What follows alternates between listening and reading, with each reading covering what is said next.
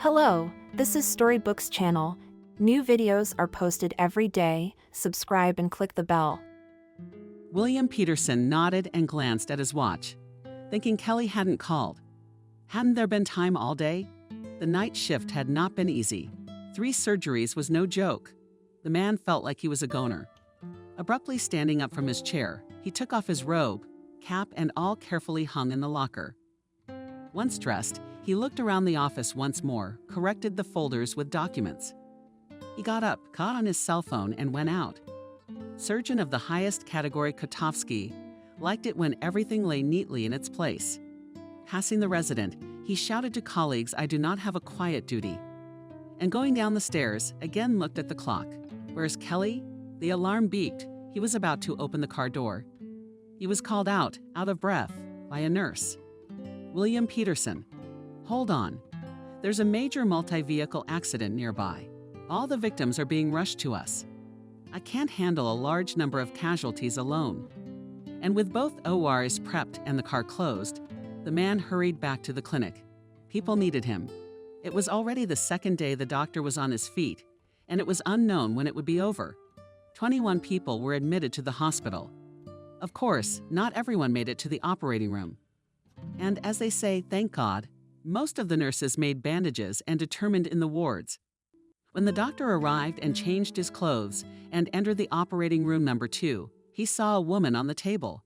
And when he looked at her face, he cried out in surprise. In front of him lay William's spouse, Kelly. He diagnosed several internal injuries, severe concussions, and a very bruised face. Without wasting a second, the vests went to work. 3 long hours the doctor labored, and during this time stopped internal bleeding, did surgery on his leg, removed all the shrapnel from his face. But to be honest, it was even more frightening. It was clear to everyone that if she survived, plastic surgery would be required after recovery. At 5 o'clock, it was all over. 3 could not be saved. They died on the operating tables with injuries incompatible with life. Corver couldn't feel his legs or his back. And when he came out of surgery, William was waiting for him. "I operated on your wife." "What do you mean you operated on her?" "She was in a car accident." Forgetting his fatigue, he flew to the emergency room. Even with bandages and a disfigured face, he recognized his Kelly. The man couldn't hold back the tears. He loved his Kelly more than anything in the world. 18 years of married life, 2 beautiful boys, and love still.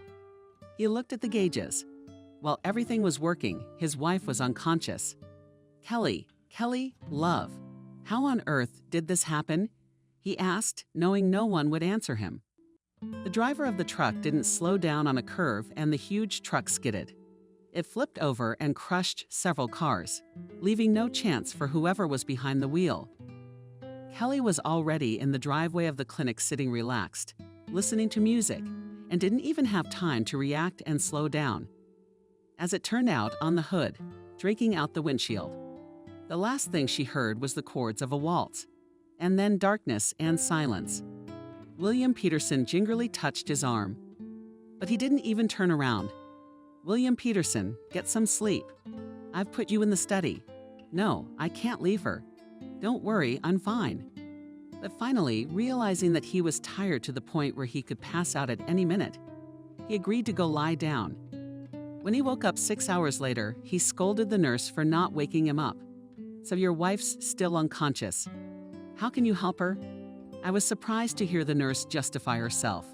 "Yes, I guess you're right. Make some coffee, please." Well, she brought him coffee and a couple of homemade cakes, which the doctor swallowed without even noticing. "Maybe you should go home. Kelly's alive. If you need a consult, we'll be in touch." And to everyone's surprise, he agreed. Taking his bag, he left the hospital, which felt heavy with an atmosphere of despair and human suffering. Of course, the doctors kept the situation under control, but they were unable to give any comforting information to the relatives of the victims, who came to the clinic and now looked at the people in white coats with tear-wet eyes, pleading. There remained a swift wait.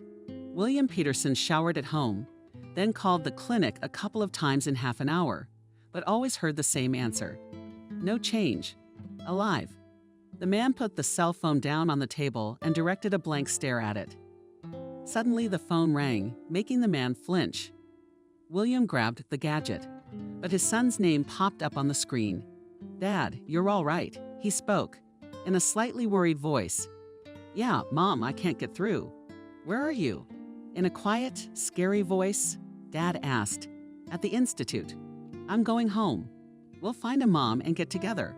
Come to our place. I have something to tell you." When the children heard about the accident, the daughter's eyes widened with horror and instantly filled with tears. "She'll live."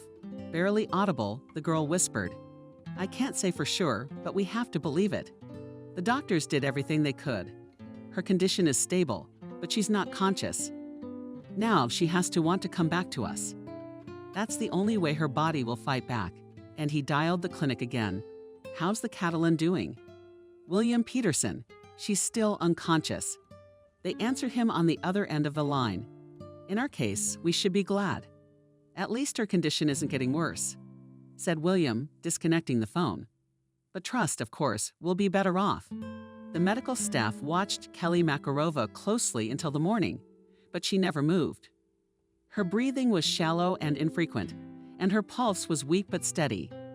Consciousness never returned, and William Peterson began to fear the worst of the coma. By evening, he was back in the clinic and ready to start work. After the second operation came to an end, Corver went straight to the intensive care unit. But the nurse could do nothing to cheer him up. Unfortunately, there was no improvement, but no deterioration either, she said. She hated that William was moving away from the operating table like a man possessed. He walked into the resident's room. Couldn't be alone and the best among men. "Let me make you some coffee," the nurse offered, and the man nodded silently. Maria's daughter had put something in his bag that morning. As it turned out, it was sandwiches and 2 apples. He had no appetite, but he ate, realizing that he needed strength to work. Unable to find a place to sit, he went to the emergency room again. For a while, the man stood near his wife's bed, not allowing a close look with the device, and then lifted the eyelid of the right eye. But it was unchanged. Then he put a chair beside the bed, sat down, and took her dainty hand in his big soft palm and said, "To be honest, Kelly, I don't remember how long ago I told you how much I love you. Yes, I do. And I also couldn't do it without you. You should come back, stop sleeping, but you're not a sleeping princess. You're an energetic, creative person. I need you. Me and the kids need you. We miss you very much. Maria, without you, is hitting the sweet spot again, and only you can stop her." He ran his thumb along the inside of her palm. The hand warmed, as if life was being rekindled in it. But Kelly didn't react in any way to his touch. She just doesn't want to come back here, William thought, to the place where she'd been hurt. Dr. Corver should know about such things. In order to escape from pain and suffering, victims go so deeply into themselves that it can be difficult or impossible to come back. 3 more long days passed. William Peterson settled into the clinic. He could no longer tell if it was day or night. He spent all his time either in the operating room or in the intensive care unit. And now he was sitting across from her again, gazing into that dear, once beautiful face. But now she's not vital. Kissing her hands and talking about everything. William was just about to be despairing and suddenly felt her hand move. Not much, just a little bit, but it moved. So she can hear him, even though her eyes are still closed. "Good girl, honey, it's me, Will. Can you hear me? If you burned my finger." And oh my goodness, she squeezed. Oh, not so hard, my dear, you'll break it once." He laughed. "I adore you, my love. I await your return. Try to open your eyes. I know you want to see me too." Oh, I tried to lift her eyelids, but it didn't work right away because she had to return to this world as her husband asked her to. The pain immediately pierced her, and she wanted to go back to where it was quiet and nothing hurt. William Peterson realized that it hurt too much to comply with his request. Nina quickly anesthetized the painkiller. "I'm on my way." William Peterson. After the medicine took effect, she opened her eyes and saw this strong man crying. "I'm glad you're back with me. You're a fighter. I've always known that. Everything's gonna be okay now. I promise." William was always not only the soul of the company, but also in the family. He was the center of the universe. He could always make you laugh, encourage you, give you hope. For this he was loved, respected and trusted not only by his colleagues, but also by his wife and children. Children. How do they quietly ask Kelly? They're worried, they want to see you. I want to see them too. Later, my dear, they will surely come. And the car's pretty wrecked. Yeah, forget about that piece of iron. The main thing is that you're alive and you'll be well soon. I'm sleepy. Sure, go to sleep, dear. I'll come back later. And when he walked into the resident's room with a smile at all 32, everyone present realized what had happened. She's back with us. Thank you. And he shook his hand wider than that. A few more times he looked in on his wife, but she was asleep. It was only toward evening that Kelly opened her eyes again. Hi, he said. I'm glad you're back with me. She made an attempt to smile back at him, but immediately grimaced in pain. How do you feel the same? He asked, realizing it was a very stupid question. She wanted to nod, but looked up again in pain. Head. You have a severe concussion and a small hematoma on the right side. He could see the anguish in her eyes. I understand, Kelly, you are in a lot of pain, said the husband sympathetically. They're going to give you some painkillers and you'll feel better. He stood up, walked over to the nurse and said half the usual dose. Let him stay awake longer. The nurse nodded and went to the patient. In the evening, William Peterson went home. He had to check on the children, even though they were adults, but still the children were more already asleep, and he kissed her hand. I'll be back in the morning, sweetheart. Kelly, I heard his words, but to open my eyes was no longer strong. It was hard to escape the morphine. And in the morning, when she woke up, she was surprised to find that her husband was beside her and smiling, looking at her with loving eyes. Good morning. Oh, darling. Hello. He understood her lips rather than heard them. You look much better today, he said. The woman didn't know what was wrong with her face.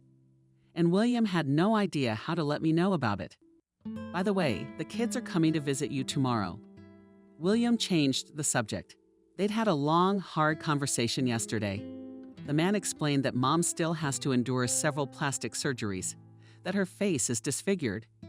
But you must not give the impression you are future doctors. You know that the patient in any case should be supported, gives you hope. It's clear, don't worry, everything will be fine. They endured, and the father was proud of his children. But once Maria got outside the hospital, she got really hysterical. Did you see that? She screamed. Yes, I'm even afraid to imagine Mom's condition when she sees herself in the mirror. Calmed his sister down as best he could. A month passed. The hematoma dissolved. Her head also ached. The cast on her arm was removed. The wound on her leg was gradually healing, but her face. It was the first time she realized there was something wrong with it.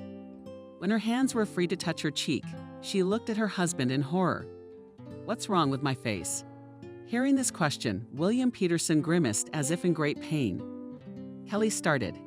It was he to choose the right words, but the woman interrupted him. The mirror, she commanded. I don't have one. Then bring it to me. A mirror now, shouted the woman. Honey, you're not alone here. This is a hospital, not a beauty parlor. You got it. I'm sorry, she came to her senses a little and realized she'd overdone it. William didn't stop by until just before she went home. I gotta go. I'll be on the second shift tomorrow. I'll be there at 3 o'clock for tea. And he turned for the door, not even a goodbye kiss. He came back and was already bending down to kiss her when he heard her. Don't be. I know perfectly well you're disgusted. What's this nonsense?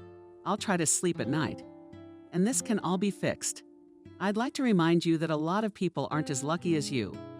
And now they're living in a cemetery forever. And you're throwing a tantrum because of your looks. Good night, darling. And he left the room. But I apologized. She shouted after her husband, but still felt as if someone's invisible cold hand had squeezed her heart. She couldn't sleep for a long time, thinking about her husband, about the plastic surgery. Now she was ashamed of her behavior. It was essentially not her spouse's fault. William seemed an endless period that it took Kelly to finally come to her senses. It became especially hard morally when she was transferred from the intensive care unit to the ward. She lay in a separate room and refused to go out into the corridor, so, as the woman put it, not to frighten the patients with her appearance. Recently, she saw herself in the mirror, and it was a real shock. And now it was discharge day. The doctor informed her that all the procedures were finished and Kelly could go home. She still limped a little, but it was a matter of time. The only thing Kelly was concerned about at the moment was plastic surgery. She knew several plastic surgeons already, and she had even written down the contacts of one of them. A friend had recommended it, arguing that everyone who went to him was very satisfied with the result. "Kelly, you should have seen him," Betty said, rolling her eyes dreamily. "I've never seen such a handsome man before. I mean, Alain Delon's a bit of a dud, but I don't think men should be so handsome. Maybe that's why he's in her memory when she gets home, and she'll contact him if he agrees. Wouldn't hesitate to go for counseling." After lunch, William came to pick her up, helped her pack her things, put her in a chair, and took her to her car. At home, her children were waiting for her at the festive table, and she wanted to lie down, but she could not offend her favorite children. After all, she understood how hard they tried. Lunch smoothly passed into dinner, and she, modestly saying that she was tired, went to the shower, after which she felt human. Later, William entered the bedroom. "Kelly, if you want, I can sleep in the other room for now." "Why?" "No, I miss you. Go back to your seat." He put out the light and put Yurka under the covers. "That's better. Or he'll lie down in the other room. She won't be so scared. And in general, be patient. Do the operation. Yes, I love you in every way. But I see how important it is to you, and I'm not talking you out of it. Don't save money on doctors. Pick the best one. Thanks, Vitrenko." She lay on his chest and immediately fell asleep. And when she woke up, there was no one home. The first thing she did was to call almost Alain Delon, but actually Simmons Ethan. But she could only talk to his secretary because, as the latter put it, Mr. Simmons was very busy and needed not only her. "How can you get me an appointment for counseling? Would he refuse to work with me?" Kelly wondered. Why would he refuse? The secretary didn't understand. "But my case is very complicated." "Well, just so you know, for Ethan, there are no complicated cases. He's the best. I know, that's why I want to discuss it with him. Consult in a week and discuss." "Okay, let's make it a week from now. What time is 11 o'clock okay?" "Yes, thank you, I will." A week before the consultation, I knew all about Simmons Kelly plastic surgery and the truth. Handsome, excellent specialist. But here's what really surprised her. He's single. Why would women overlook such a specimen? Kelly pondered. Very interesting. And on the appointed day at exactly 11 o'clock, Simmons took her to tell about the reasons that led to this appearance. Kelly waited for his verdict. The doctor examined every inch of her face long and meticulously. But even after such a close examination, he did not jump to conclusions. He looked through a magnifying glass for a long time, scrutinized every orb. Then he took a photograph and set the date of the operation in a month. Before that, to take all the tests. "Tell me honestly, Ethan, how much chance do I have of regaining my former beauty?" "I'll do everything I can." And he took another hard look at her face. They said goodbye to the doctor. She walked out in the hallway. Her phone rang. Looking at the screen, the woman smiled. It was William. "I just came out of the plastic surgeon's office. Surgery after a month. He promised to return everything back to the way it was." "I'm very happy for you, dear," for she was the only one who was silent for a second. "It's very expensive. We can pay for it. Don't even think about it. The money is my concern." And Kelly immediately calmed down. At home, Kelly surfed the internet every night looking for information about the Simmons. But all the reviews were positive. Probably somewhere in the back of her mind, she wished she could find something not so enthusiastic about the man. But it was all to no avail. Women all as one described what a professional he was in his work, and how after the operation their self-esteem returned to them.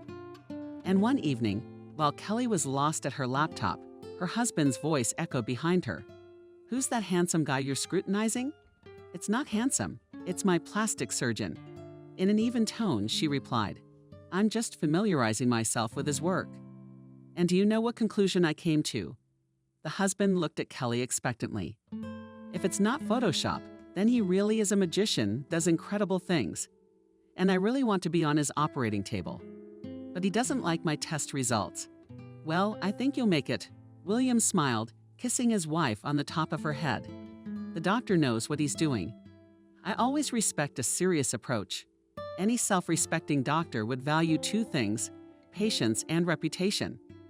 And the next day, Kelly was contacted by Simmons' secretary and asked her to come in for a consult with the doctor.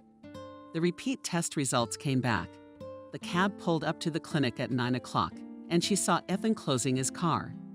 It was the first time Kelly had seen him not in a robe, but in a perfectly fitting suit.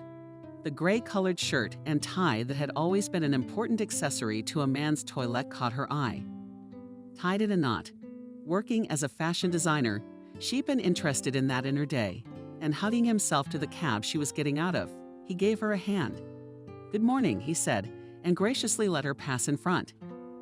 Kelly appreciated the morning Ethan. She could smell the light and very pleasant scent of his toilet water. It was a scent that had mesmerized her even last time. Now it had become very familiar to her, as if it had accompanied her since long ago. She didn't stay long in the hallway. "Come in, Kelly." He had already changed into his usual snow-white robe, under which he wore the same snow-white t-shirt. He kept peering at her from head to toe, and noted to himself that the woman was quite interesting. "I have good news for you. The repeat tests are normal, and we can set a date for the surgery. But there's less good news. The surgery isn't for another 2 months. I'm embarrassed to admit it, but I'm a little behind schedule." He saw her distress and rushed to reassure her. "Don't feel bad, Kelly. Deadlines are relative. 2 months is if you stick to the schedule. But there are always force majeure circumstances and patients ask to reschedule. In which case, I can do your surgery sooner. Just be ready at a moment's notice." The man really wanted to cheer up this beautiful woman, so he suggested, "Maybe for a cup of coffee, there's a lovely cafe nearby. Aren't you in a hurry for another surgery?" Kelly wondered. "No. The last day of the month is report day. No surgeries are scheduled on those days. Let's go." But Kelly shook her head no. "You don't go out in public with a face like mine. You just spoil people's appetites. And to be perfectly frank, when I hear you say something like that, I feel like you're mocking me." "Not at all, Kelly." "Well, then it gets a lot worse. Goodbye. I'll look forward to hearing from your secretary." And she quickly left the office. 2 months, the woman pondered on her way out. That's an eternity. Maybe she should consider other doctors with less busy schedules. So once home, she started looking for other clinics. She liked 2 more. And the very next morning, she went to one of them. The doctor welcomed her warmly, examined her face at once, and offered to do the surgery the day after tomorrow. "But do I have time to take all the necessary tests?" asked a stunned woman. "Are you not feeling well?"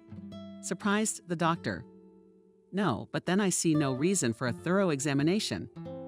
Let's do a blood test for inflammation. Thank God we have our own lab. So we'll have the results in a couple hours, that's all." "So do we have a contract?" Kelly didn't say anything. Her inner voice told her that wasn't an option. The doctor's examination was not as thorough as Simmons. Didn't order any tests. And the surgery the day after tomorrow. It's all too soon. As William would say, not a serious approach. "You know, I decided to consult my husband again," she replied after a short thought. "Good," the doctor agreed. Already with less enthusiasm. Next clinic. Kelly decided not to go. "No way," she said to herself. "I'll wait. It's better that way." A week later, Simon got a call from the clinic. "Kelly, doctor, I'd like to see you. Can you come down here, please?" A couple hours later, she was at the office. "Come in, Kelly. I can tell you something. The patient who was supposed to be in surgery the day before yesterday has unfortunately fallen ill. That's basically what I called the circumstances." He said something else, and she thought she was glad to be with this man. Ethan Simmons' great company, especially when there's good news. "Kelly, are you listening to me?" Yeah, sure. The surgery's the day after tomorrow. I honestly couldn't hear the rest. And then I'm gonna invite you back for coffee. Let's go and sit in an outdoor cafe. where it's less crowded and nature distracts from the attention to the customers. Well, okay, she put on again huge black glasses, lowered her bangs, tacks, and said, "I'm ready." Into his huge car she got in quickly so no one would see her. The car smelled of leather and toilet water. Passers-by and stores flashed outside the windows. She didn't even ask where he was taking her. It didn't matter to her now. They sped through the air while obeying the rules of the road. Once on the highway, the car picked up speed, but quickly came to a stop, reaching a scenic area. "I don't know why," Simmons muttered as he helped Kelly out of the car. "But this little cafe makes mind-blowing coffee. It's worth the drive so far out of town." They left the cars on the curb and took the outermost table. And Kelly sat with her back to all the customers, even though there were only two, a couple in love who didn't need anyone but themselves. "Are you comfortable?" "Yes, very nice and relaxed. I just have to make sure. Is the coffee really that good?" "You bet." The coffee was indeed excellent, and they drank 2 cups each. Then a brownie, which Kelly couldn't refuse. And then the conversation, which dragged on, and there was no desire to rush anywhere, only to listen. They felt they were becoming more than doctor and patient to each other. It was both joyful and frightening at the same time. Will and the children were waiting for her at home. And the next day at 9 o'clock in the morning, William Peterson drove his wife. Cosmetology went to the clinic. "I myself want to look at the doctor, in whose hands I give my treasure," smiling, said William. He did not go into details that he made inquiries about this clinic. The reviews about Simmons were indeed good, but he wanted to have a look at the clinic itself. Inside, everything was respectable. The secretary is a pretty girl in a short robe. Everything was as it should be. Ethan walked towards them. "Good morning, Kelly." "Morning. I'd like you to meet my husband, William Corver. Your colleagues. He's a top-notch surgeon." Simmons extended his hand. "Pleased to meet you," William nodded, noting the handshake. Why did his heart sound like that? What could have alerted him to this man? The man didn't understand. Kelly calm. "What about him?" "Thank you, Will. I'll take it from here." If possible, William turned to Simon. "It's better to use a local anesthetic. She's been under a general recently after major surgery, and her heart is not a fiery engine." "I'll take it under advisement," Ethan replied. "How can you do that?" "Give me a call." William asked and kissed her. Ethan watched the whole thing. "He loves you," he said softly as the door closed behind him. "I love him too. He's a wonderful man. And as I said, a surgeon by God." "Okay, Kelly will show you to your room now. Surgery's scheduled for 11 o'clock. I already told you we're not going to get everything done today. It's too big a lesion, so don't expect me to take the bandages off in a couple hours and you'll go to your surgeon. Just be patient." "Okay, I got it." At exactly 11 o'clock, they came to pick her up and escort her to the operating room. It was a small, clean, and bright room with all sorts of equipment and instruments. Dr. Simmons was already there. "Help the patient to lie down on this table," he asked the nurse. "And when she lay down, wearing a mask, I'll check. Ready?" "I think so," the woman replied, and he nodded to the anesthesiologist. The local anesthetic was slowly starting to take effect, and Kelly stopped feeling her body. From the shoulder up, she couldn't feel her head, as if it didn't even exist. The bright, shadowy lights of the operating room were shining directly into her eyes. The doctor bent over her so low that she could see the color of his eyes and his smoothly shaven and shaven face. His eyes looked confident and she felt at ease. Everything was going well. Talking to her, he spoke to her. "Don't worry, everything will be fine. Just be patient a little longer. I think that's enough for today." Talking to her, he did not stop his work for a moment. His hands were plowing in front of his eyes, and she was interested in watching him. The operation lasted 3 hours. "Sleep on your back. Everybody rest." And she was wheeled to her room. And he sat up again. It was more work than Ethan had anticipated. But this was an unusual case. It's not just chin or eyelids. There really was jewelry work here. The next morning, he visited Kelly in her room. "How are you feeling?" "Sleepy. Then get some rest. When's the next surgery?" "But the plan is 5 days from now." "But it depends on how you feel." He left the room and she was asleep. William called in the evening and they had a little chat about her well-being and the children. 5 days later, Ethan began the next phase. Kelly wasn't nervous this time because she knew what was going to happen. The feeling was familiar, and she looked up at him and saw his smiling eyes. "I see you're not scared at all. That's wonderful. You've survived one day in particular. Today is the second. You probably don't know why these days are special, do you? Well, I'll tell you because together we've taken a step toward a new face without scars and terrible cuts." She saw his eyes smile and covered her own. When she opened them, she was already lying in the room. Touching her hands gingerly, bandages, sank back into sleep.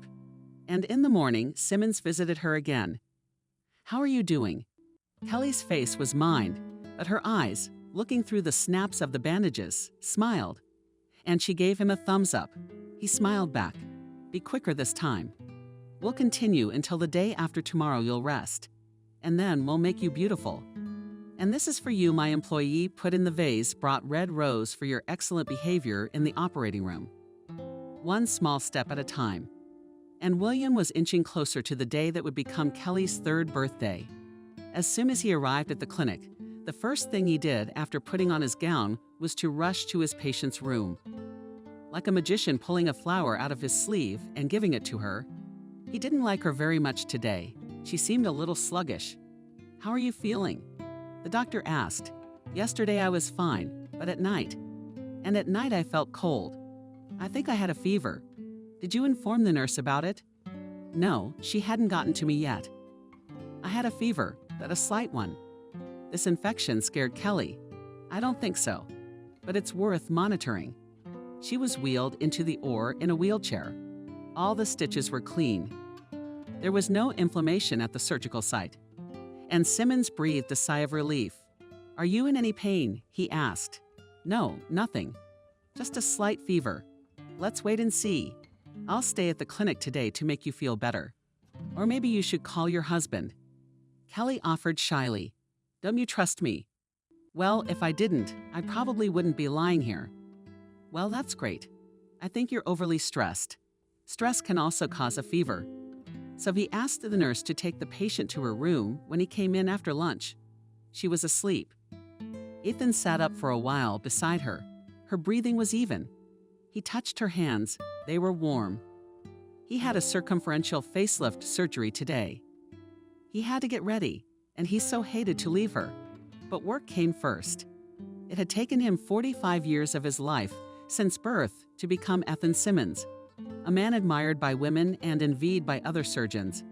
But men admired him too. It was worth getting to know him. He had many friends among women and men. If he was an enemy to anyone, it was a ruthless one, because circumstances forced him to be so. But even those who envied and hated him could not deny him respect for his golden hands. He was a strong man, ready to fight to the end for what he believed in, and never abandoned his friends. His character was complex, and not everyone could stand him. That's probably why he reached such heights. Ethan's appearance was as impeccable as his reputation as a plastic surgeon. Tall, slender, gorgeous black hair, and with blue eyes that could radiate love and steel, depending on the circumstances. A slight unpleasantness conveyed his appearance and already sexy look. Unmarried. He was only because no woman could stand his work rhythm and the presence of so many beautiful ladies at work. To achieve what he had now, he had had to work hard and sacrifice his family. Kelly was therefore understandable. She looked like so many other women at Simmons with adoration.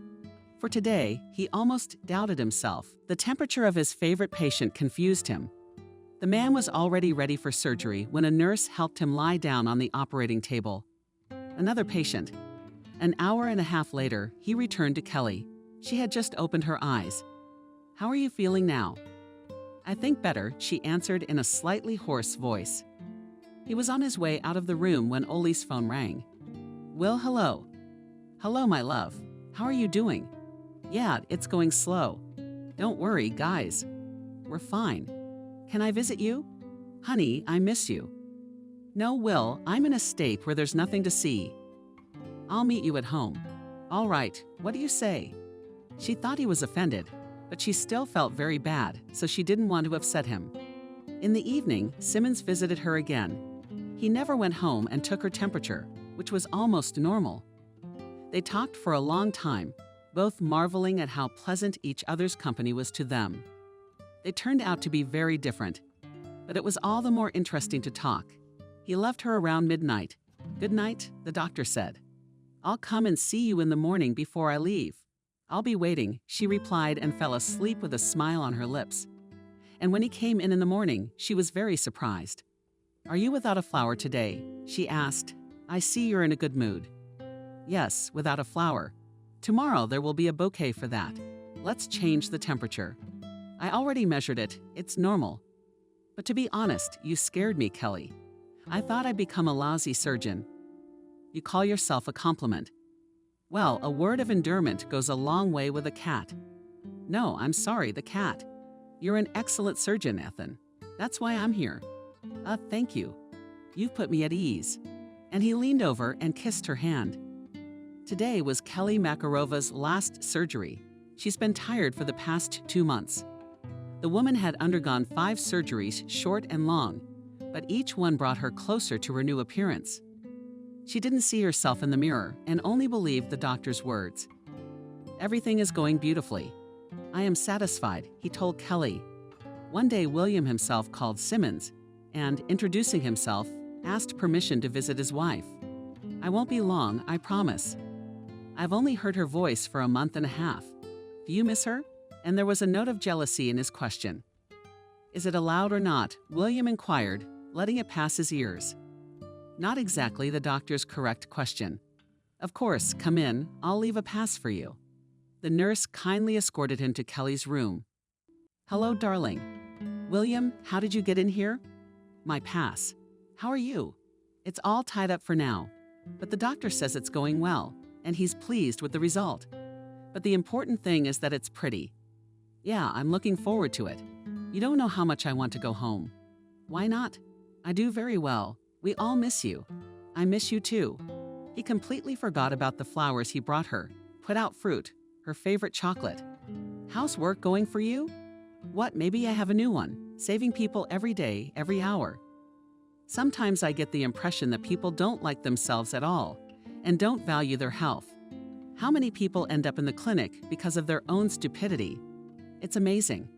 All this time he held her hand and stroked her palm with his thumb. She thought he had more gray hair and looked a little tired. "Are you from home?"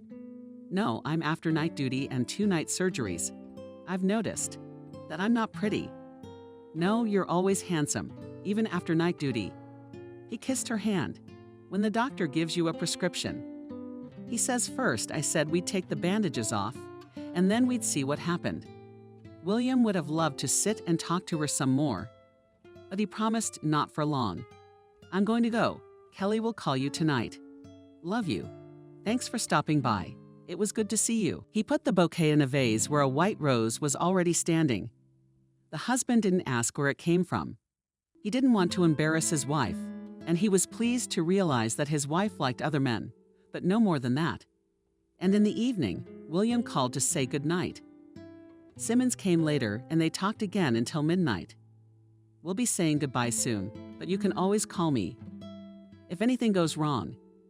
"Well, if you count on that, I'll never call you," Kelly smiled. "Thank you. It's my pleasure. Can I just call you for a chat? It's a deal." A week later, she was invited to the dressing rooms.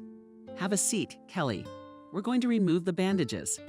When all the bandages had been thrown in the hamper, he scrutinized every inch of her face, like a sculptor forming new contours. "You know, I'm very pleased with my work. It couldn't have been done better. Quickly hand me the mirror." Kelly's voice was clearly impatient. "Kelly, I warn you, the face is still in the revitalization stage. There's some swelling and some beauty, but it will pass with time. A lot of work has been done. You just have to be patient for a little while longer. At your follow-up appointment in 2 weeks, you'll have your stitches removed. They'll be visible for a while too, but again, it's only temporary. Trust me, you heard me." "Yes," hesitantly, she said. Only then did he hand her the mirror. When she saw her face, she looked at him and tears flowed. I don't know what you are satisfied with seeing this nightmare. But there's nothing left for me to do. How can I believe you again? The tears rolled like peas. And she couldn't even contain herself. When can I go home? Well, we'll observe you for a week. She interrupted him. 3 days, I'm gone. He didn't want to break up with her, but he realized that he wouldn't be able to keep her for the rest of his life anyway. So he said okay. All 3 days she lay facing the wall. And when he came in, he talked to her back. After 3 days, the swelling had gone down considerably, which made Kelly very happy. But the beauty still held. The night before, she called her husband to tell him she was being discharged. Can you pick me up? Just not first thing in the morning. 12 o'clock would be fine. No, I want to leave early. Okay, I'll call a cab. I'll meet you at home. In the morning, she packed her bag, checked all the drawers to make sure she hadn't forgotten anything, and headed for Simmons' office. Ethan, I called a cab. I'm leaving for home in 15 minutes. Okay, hold on. It won't be long before the discharge papers are ready. He handed her a document. I wish you a healthy Kelly. And don't ever come back to us again. Thank you for everything you've done for me. The woman didn't expect him to hug her, and she sighed again. The same delicious perfume enveloping her in his car. Give me your bag. I'll walk you to the cab. When they left the clinic, the car was already waiting for her. Opening the door, he helped her in and waved her in, but happy. It was the last day of the month. He had paperwork to do, as usual, and there was a lot of work piling up, but he didn't feel like doing anything. I've gone home, he told the nurse. We have 2 surgeries tomorrow. Okay, Ethan. The man drove home in a terrible mood. He missed her already and berated himself for not giving her a ride home himself. When Kelly got home, there was a return apartment waiting for her, dinner prepared. Both kids hadn't gone to the institute, getting ready to see their mom. She was happy to see them, cradling them in her arms. They became quite grown up, but most importantly, the children were healthy. Why did God send me such happiness? Looking at them, Kelly said. Lunch turned into dinner, and the family gathered around the table and couldn't get enough of talking. William was happy to see the whole family together. No one was paying attention to Kelly's face, and she had forgotten what it had been like to see her own reflection in the mirror. The children scattered to their rooms, and William talked to Kelly about everything. When the house was quiet, she sat at the table and enjoyed the comforts of home. And in the morning it was getting late. William closed the windows with curtains to keep the sunlight out of his eyes. Thus, he hoped to prolong his wife's sleep, but alas, the day was coming with the noise of cars, sunlight, and the voices of the boys in the kitchen. A little lower. In bed, she got up without putting on her robe, and Kelly wandered around the apartment in her nightgown, enjoying the freedom. Taking a mirror in hand, the woman, carefully impersonating a doctor, examined her face. The swelling was almost gone. There was only a little bit left to beauty. Of course, a great transformation was visible. Now it was even scary to remember what had happened to her face. She was knocking back her coffee when the phone rang. Looking at the display, she saw that it was Betty. How are you doing? Are you beautiful already, or did the doctor's office not live up to expectations? Hello, Betty. No, the doctor is wonderful. Everyone loves him, and I'm one of them now. He's very competent, and I believe every word he says. I feel great. Thank you for the advice to go to him. And what kind of handsome man did you appreciate? Yeah, he's an interesting man. I can't argue with that, but your will is just as good. So you're the envy of the world. I guess you're right about that when you're supposed to shoot in 2 weeks. Great, so we'll set up a meeting later. Everyone can't wait to see you refreshed. I agree. I miss you guys too. 2 weeks went by fast. Kelly rested, regained her strength, and waited for a call from the clinic. Hello, Kelly. This is the Simmons Clinic.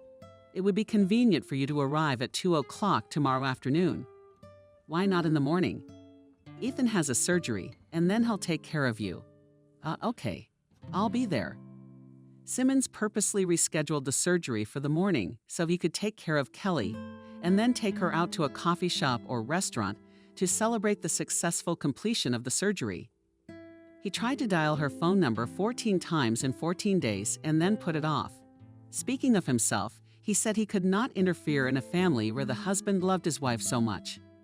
It was visible to the naked eye, but he was drawn to her like a magnet, helped by work, and he forgot for a while. Tonight he would finally see her.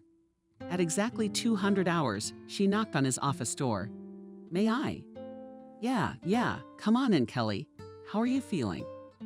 Fine. Let's go to the OR." While he put on his gown, mask, gloves. The nurse helped Kelly change and lay on the table. Everything was already familiar, the light of his face quite close and the lights in his blue hair. There was going to be a little complaining. A little unpleasant, bear with me. There will be a feeling of skin tightness afterward. The slight discomfort will pass quickly and you will be a beauty in a month. All this he told her without stopping working for a moment. When he was done, the nurse nodded and she did her part. "You can all get up now," he said to Kelly. The nurse helped and walked out of the operating room. "Kelly, do you have any urgent matters to attend to?" asked the doctor without looking at her. "No, I'm completely free." "Then let me invite you to celebrate the end of our collaboration." "I agree," Kelly replied immediately. "Feel free to go to the restaurant. And you won't be embarrassed with me," she smiled. "Of course not." "Well, then I'm not ashamed either." At the restaurant, they took the farthest table. "Kelly, you look so beautiful, and that suit looks great on you." "Thank you." Offering her hair, the woman replied. It was lunchtime, so it was time to eat. "What can I get you?" he asked. "I want a lot of vegetables too." "That's fine. Then I'll have the veal with vegetables too. You can have some wine if you like." "I'd support you too, but I'm driving." "All right then, red dry." "I'm flying to London on Monday, Kelly. I'm going to a conference for plastic surgeons. There's always a lot of interesting stuff there. I took pictures of you and 2 of my other patients. I'll be bragging. Let me know how it goes. Do you really wonder?" Ethan looked at her in surprise. "Of course I'm curious if they like my picture." Ethan laughed. "I can tell you right now that they'll like it." Glancing at her watch, she exclaimed to Ethan, "I have to go." "Okay, I'll give you a ride." He showed the waiter. He paid for his lunch and, pushing Kelly's chair away from the table, helped her up. He took the longest way to her house. "Well, here we are," she said with regret in her voice. "Thank you again for bringing me back to life." Simmons opened the car door and helped her out and said goodbye. She looked after his car and waved. A month and a half later, they met at a conference of surgeons, but already in Russia. There was a plenary session, and then the surgeons went to their sections. They bumped into each other at the entrance to the hall. "Hello, Kelly," and he shook hands with Vitaly Peterson. "How are you feeling?" "Fine. But I'll be fine soon." "And you're interested in surgery now?" "Yes, I often accompany my husband to such events." "That's commendable," and he let her go on ahead into the room. The Orlovsky spouses sat somewhere in the middle of the hall, and Ethan had a short speech at the plenary session and a large, detailed one at the plastic surgeons section. He had to talk about a trip to England. A month later, Kelly went to work. All the sick leave at her own expense was over. She missed her favorite job and the people she had spent 9 years of her life with. Kelly was a good fashion designer. Her success as a fashion designer was determined by her personal qualities. She wasn't afraid to say "I don't know," and she loved to learn.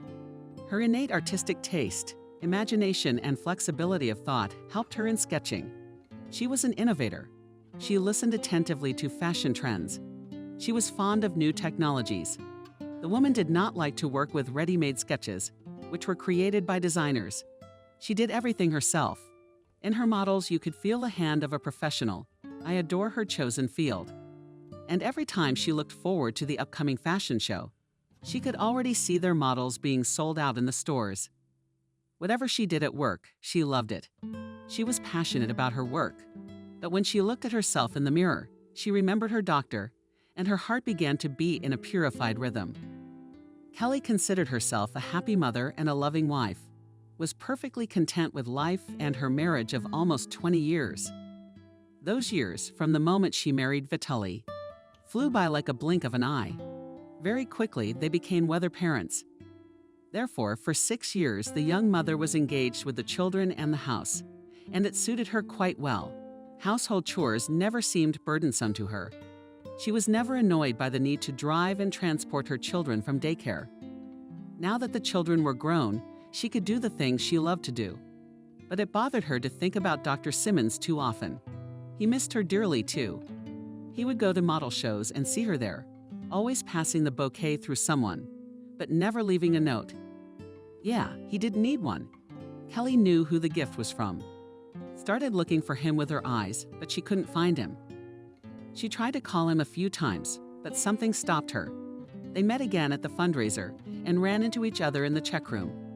"Good evening," Simmons said. "Didn't you and I often find ourselves looking at Ethan, then Kelly?" William inquired. "I prefer to do it more often," Ethan replied. He tilted his head slightly. Kelly watched them from the side. He was tall, slender, each handsome in their own way and both excellent surgeons. "Will, what are you doing? Doesn't he have a right to be at this party? Who do you think you are?" "No, he's just not looking at you like a doctor." "Well, that's right. He's not my doctor anymore." "Don't be ridiculous. You're hurting my feelings." Ethan tried to keep out of the guy's sight, but as fate would have it, they kept running into each other at meetings and conferences. It was like she was testing them on purpose, making their hearts beat faster and blood rush at a frightening rate. They'd almost bumped heads once in a restaurant. Ethan glanced over at Kelly and with a nod, made his way to the table where a lady was waiting for him. Why did Kelly's mood immediately sour? Why did she find the woman so unworthy? Ethan, asking herself these questions, she didn't even try to answer them. And so a year passed. The Simmons Clinic flourished. He was even forced to take on an assistant to a promising young surgeon. At once it became easier, and he wished he had done it sooner. For the spring model show, he showed up with the same lady. He was afraid that if he was alone, he wouldn't stand for it and would approach Kelly. But he realized he had no right to do that, and she looked backstage and searched for him with her eyes. And finally, she found him. He was sitting directly across from the model's exit, and Kelly saw the same lady next to him. No sooner had she pouted her lips than a bouquet was brought to her. Again without a note, but again she didn't need one. The woman already knew everything.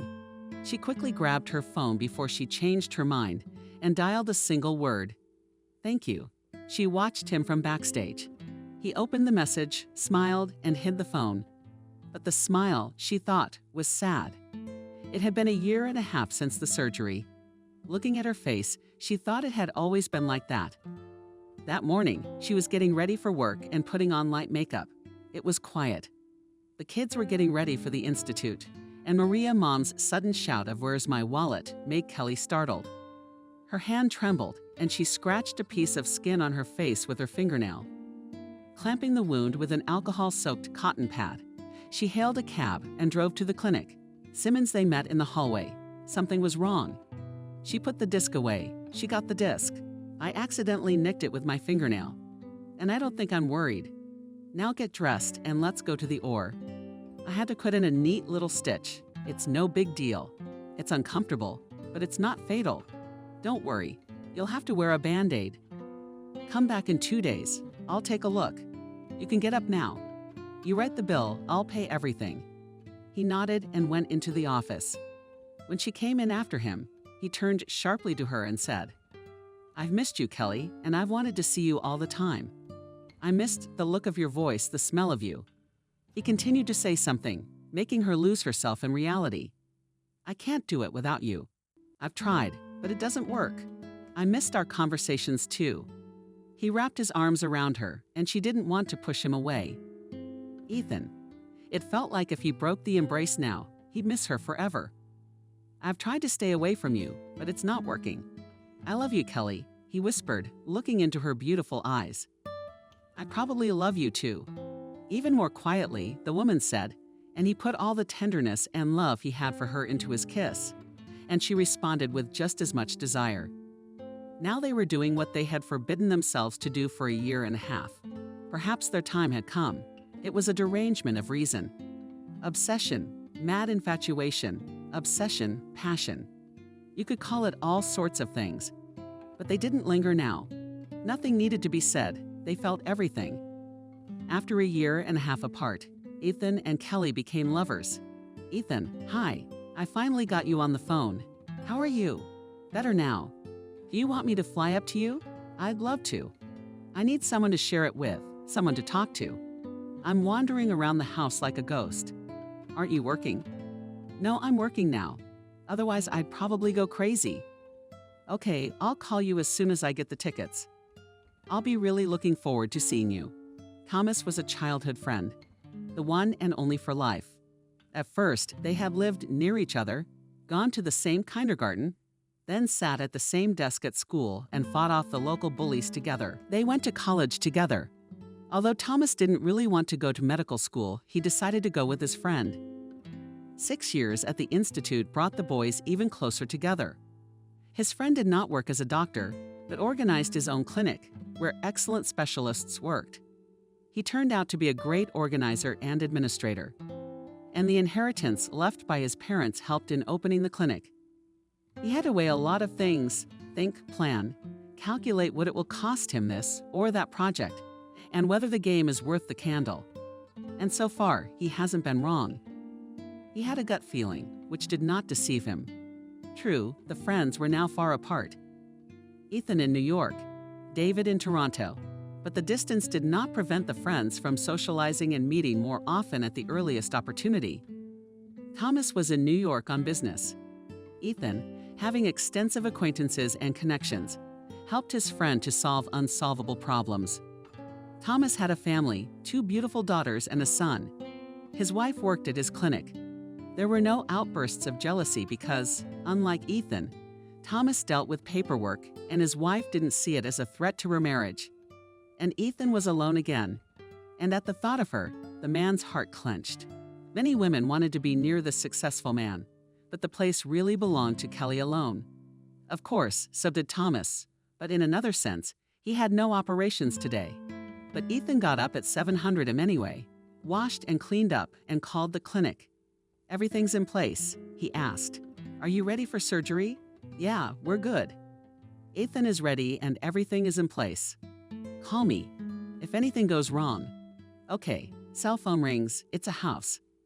He bought it for her to live here, to breathe the forest air, to swim in the small, clean river in the summer.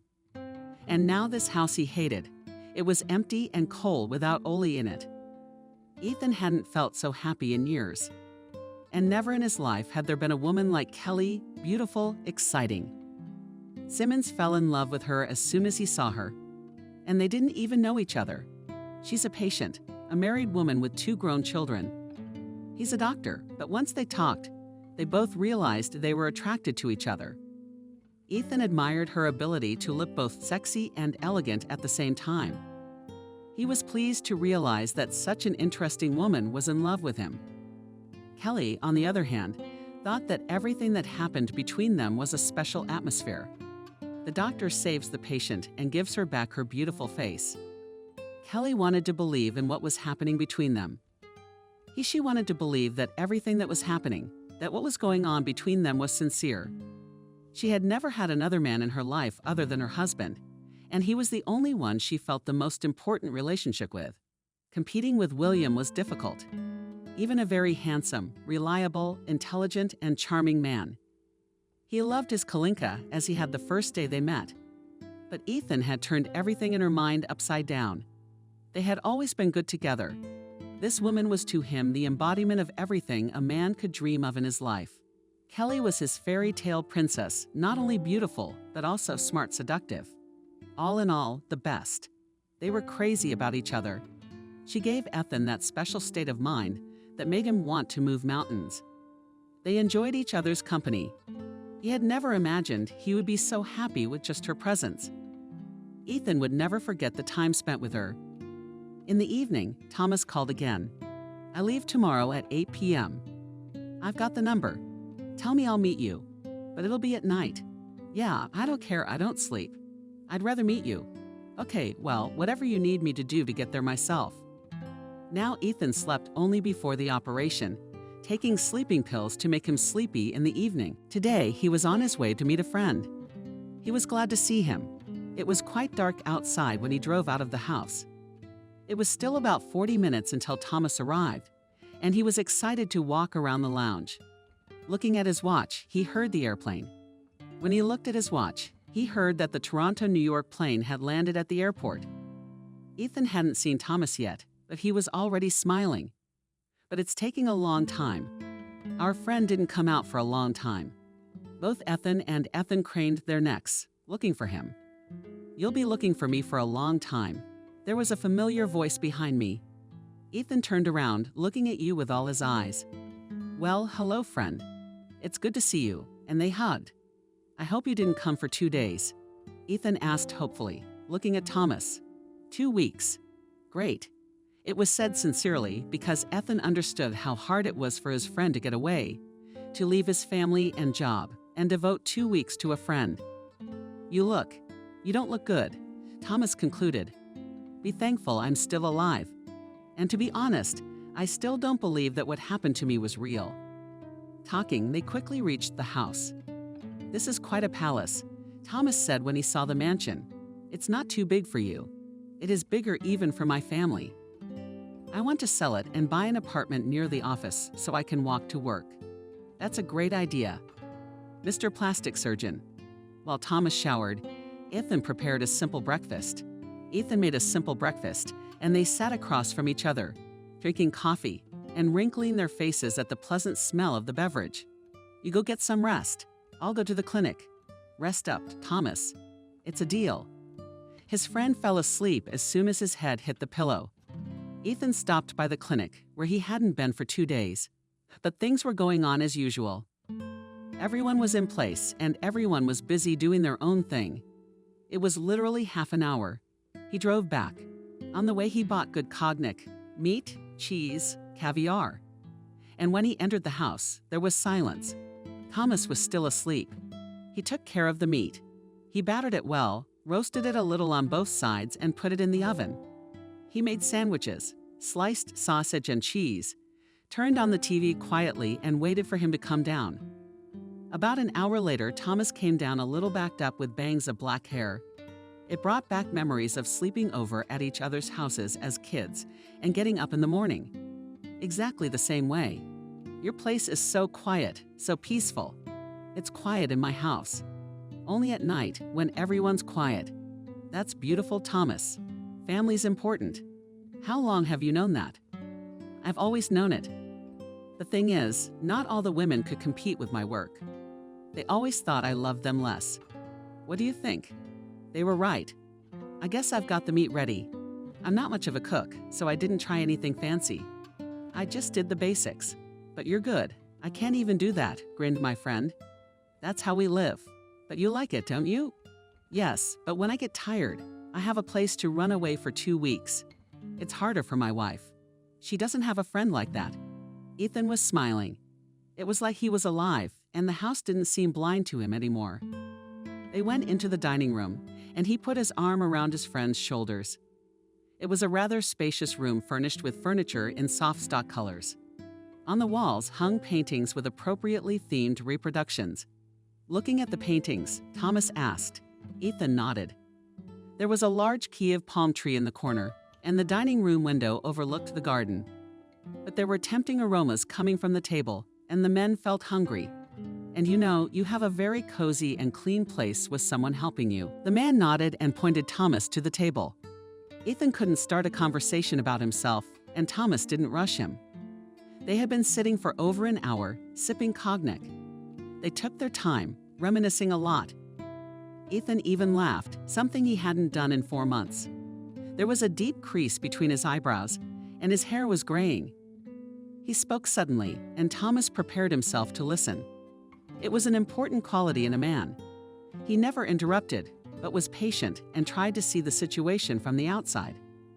He avoided hasty, judgmental assessments. This created a favorable atmosphere for conversation. Now I know for sure that fate does not like those who have everything. Ethan glanced over at Thomas. I realized this to the fullest extent when yesterday I was a successful businessman and the best surgeon. A full house and, most importantly, a loving, beloved woman. Turns out, what I used to think was love was a big mistake. Can you believe it? I only knew true love with her. With this incredible woman. Why didn't you marry her? Taking advantage of the pause, Thomas asked, 365 times a year I asked her to be my wife, and 365 times she gave me reasons to postpone it. The children are still in school. If I left, they might drop out. Then the kids had to get jobs. Then my daughter had her first love. Then my husband had a promotion. I had to support him. And so on for almost all 6 years. We dreamed with her about how we would live together, where we would spend our vacations. She tossed herself between her husband and me. It was easier for me. I'm a man, I'm free. She was married. A loving mother. I understood all that and was content to see her. Did your husband guess about your relationship? Ethan answered this question not immediately. There was such silence in the house that one could hear the huge floor clock ticking in Ethan's study. But a hurricane was raging in the man's soul. He was reliving the tragedy all over again. I think he guessed. He even came to my clinic. We had a very long talk. Quietly, calmly, and let Kelly decide for herself. But she didn't come to me right after our first explanation and our one kiss. She disappeared for 2 months. She didn't even come back for the shock. Then I found out that William had done it himself. I had no right to rush her, realizing how hard it was for her to decide. On one side of the scales of 20 years of married life, 2 children, and a loving husband, and on the other a love affair that flared up. Perhaps she was expecting that this love that flared up so quickly would extinguish even more quickly. But it didn't, and one day she came to me on her own. Can you imagine that day and hour I remembered for the rest of my life? To give his friend a break from the heavy memories, Thomas raised a shot glass. Ethan, let's drink to your happy future. It's impossible without her, he said, in a shaky voice. Anything is possible in life, and they drank. The bottle of cognac was long since empty, and both men were completely sober. The first time she called me If was when she burst into my apartment after 2 months away. If, I can't be without you. She said it then. I've tried, but I can't do it. And she hugged me. At that moment, I was the happiest person in the world. She stayed with me until late afternoon and went home. I didn't want to let her go. You can't imagine. I loved everything about her. I adored her. I didn't even realize you could love each other so passionately. I could hardly concentrate on my work. I enjoyed giving her gifts. To fulfill her every whim, and she didn't want much. You know the song, "There's a sweetheart around." That's the one. A year went by like that, but nothing changed. We used every minute to be together. We didn't know how to handle it. Kelly thought it would all work out in time, but time passed. The knot was getting tighter and tighter, and she couldn't find a solution. I loved her so much that I was ready to let her go when I saw her suffering. But she wouldn't even hear of it. I can't be without you, Ethan. I need you. So move in with me, and it'll be easier for everyone to put an end to this. That's when she started crying. I know, she'd interrupt me, but I can't do this right away. I have a life. Kelly, I mean right away, it's been almost 2 years. She'd start crying again, and I couldn't stand her tears, and I'd immediately apologize for pushing her. As he was saying this, he didn't notice the mountain of torn paper napkins that lay beside him. He was tearing them with fury.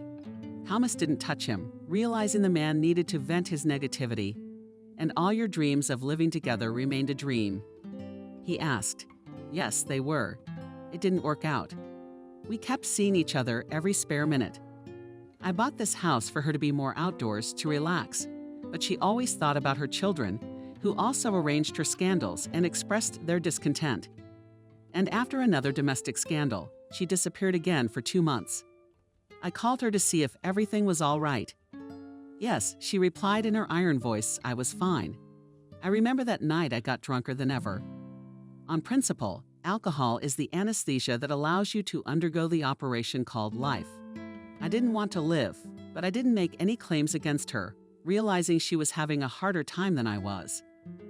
After a couple weeks, I started to let go, and I was working like crazy. It saved me a lot. I took on the most complicated surgeries at the time when I was so stressed, and I had a great result. I was surprised myself, but the patients were very satisfied. Their conversation was interrupted by a phone call. Ethan, you can come to the clinic right away. Something's happened. Yes, there's something wrong with a patient here. Okay, I'll be right there. He washed and cleaned up, called a cab. Thomas, watch TV.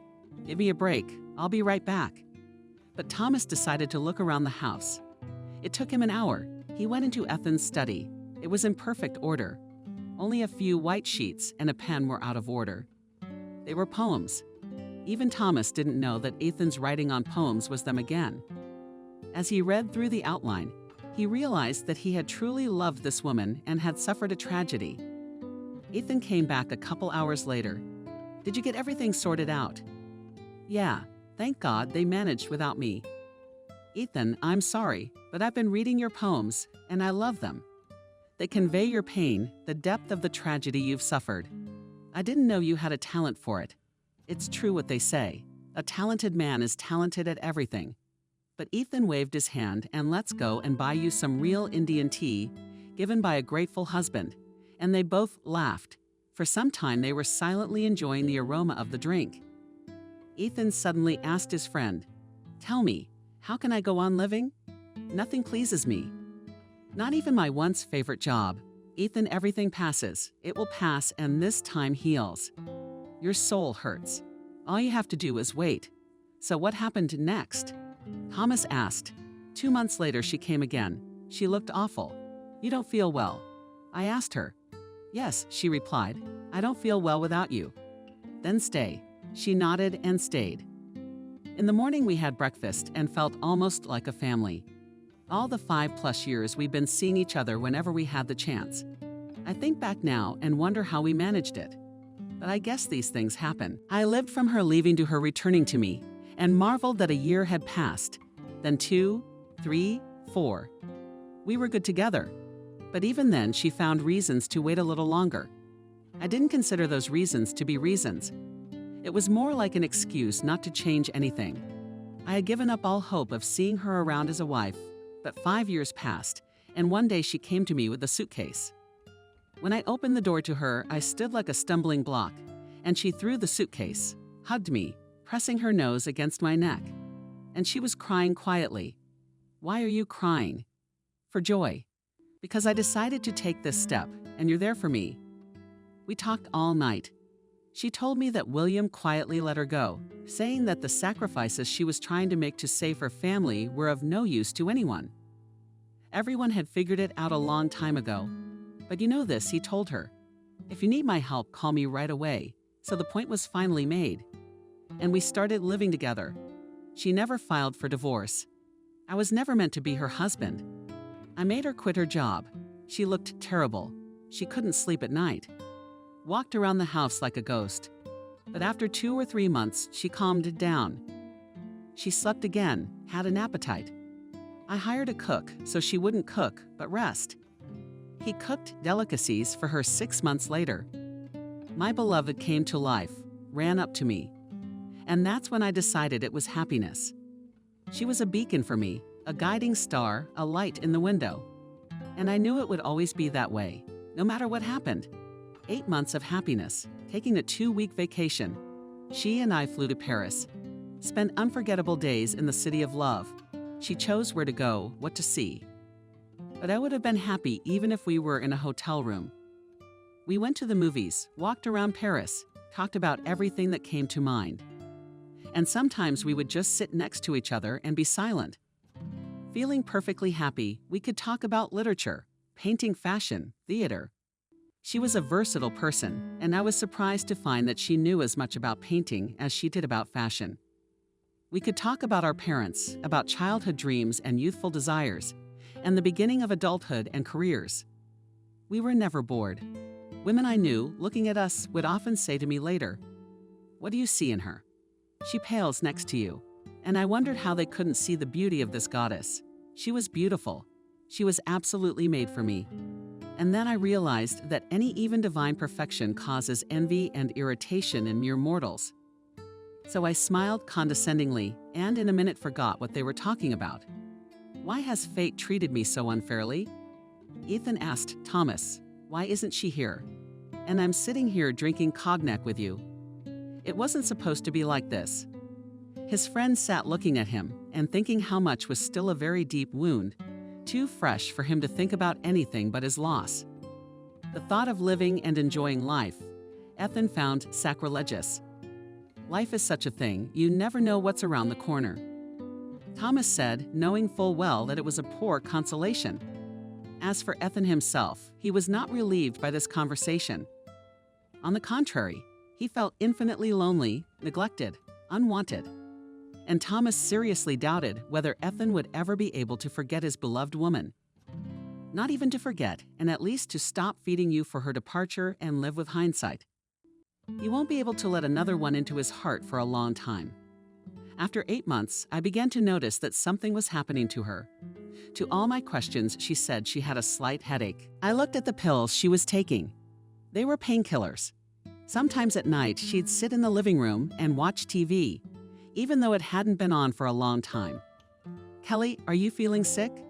No, just insomnia. How's your headache? Then she started to look better and even had some fun. But after 2 months, her condition worsened dramatically. She held her head and said the pills didn't help. Should we go to the clinic? No, I'm not going. It'll pass now.